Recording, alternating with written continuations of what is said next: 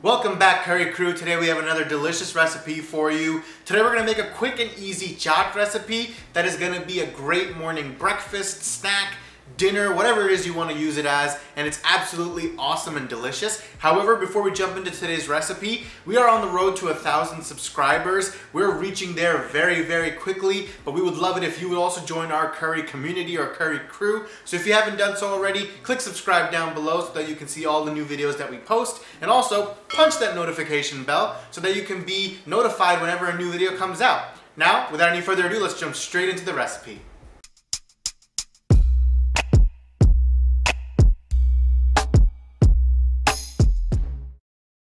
So today we're going to be making a Katori or a Tokri Chaat, and basically what that is we're going to have a nice crispy bowl made from a roti or like an Indian bread, and then in the center of this bowl we're going to place all of our delicious fillings. So it's kind of like a Mexican taco salad type of dish, but like the Indian version.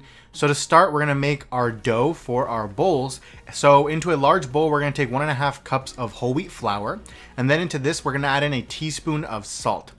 Then we're going to start binding it all together with some water. However, we're only going to add in a little bit at a time. So we're going to add a little bit of water, knead our dough, and then add a little bit more. Once the dough comes together, we will sprinkle a few drops of water on top and then set it aside and let it rest for about 10 minutes. Next, into a large mixing bowl, we will add our boiled and drained sprouted black chickpeas. And then into this bowl, we will squeeze in 1 to 2 teaspoons of lemon juice. Next, we will season with 1 teaspoon of chaat masala, salt to taste, pinch of cayenne or Kashmiri red chili powder, and then pepper to taste. Now give it all a nice mix until the seasonings are all well combined with our chickpeas. Next, take a smaller bowl that is filled with 2 potatoes that have been peeled, chopped, and boiled, and then into this we'll squeeze in about 1 teaspoon of lemon juice. Then we will add in a pinch of cayenne or Kashmiri red chili powder, salt to taste, and then black pepper to taste. Then we will also add in a teaspoon of chaat masala, and then follow that up with some green chilies. So we're going to add in about 1 chopped green chili, and also we're going to add in some ginger. So we took about 1/2 inch of ginger and we cut it into small bite-sized pieces. And then we are now just going to give it all a nice mix until it is all well combined. Then we're going to add these potatoes into the large mixing bowl that has our chickpeas in it. And then into this we're going to add in 1/4 of an onion that has been chopped nicely. And now give it one more mix. Now set this mix aside and go back to your dough that you had made earlier. Onto this dough, we will add in 1 to 2 teaspoons of oil, and now we're going to once again knead our dough in order to help develop the gluten that's in the dough to make it softer. Once you are done kneading your dough and it is no longer sticking to the bowl, we will then start making some small golf-sized balls with our dough, which will then later flatten out and then roll out so that we can make our rotis. Once you are done making all the balls, take 1 ball, dip it in some loose flour, and flatten it with your hand before transferring it onto a flat surface and using a rolling pin to flatten out the dough. We're going to try to flatten out the dough into as close of a circle as possible, and then once you have your flat circle, we're going to take our rolled out dough and we're going to place it on a skillet over medium heat.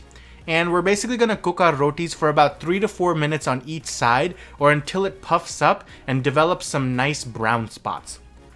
After our rotis are done, we're going to heat up some oil in a deep pan, and we are going to use a knife to cut 1/3 of the way to the center of our rotis on 2 sides, and then we're going to fold the roti into like a bowl shape while using a soup ladle to hold it in place.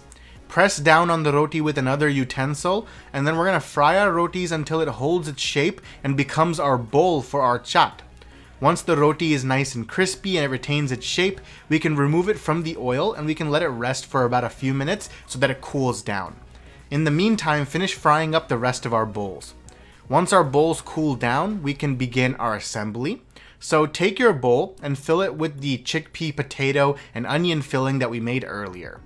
Then we're going to top with some save or some gran flour strips, and these are going to be a nice crunchy element that we can add on top. You can also use tortilla strips or anything else crunchy that you want to add. Then we're gonna add a variety of sauces. So we're gonna start with some coriander chutney. Then we're gonna add some tamarind and date chutney. And last but not least, we're also gonna add in some garlic chutney. Next, top with a spoonful of plain yogurt. That's gonna help cut down on some of the spice and some of the heat that is in the rest of our dish. And then last but not least, we're gonna add in a pinch of red chili powder or cayenne. And now our Katori, Tokri, or bowl chaat, whatever you wanna call it, is ready for us to enjoy and dig in. So let's head over to the taste zone and we can see how delicious this turned out.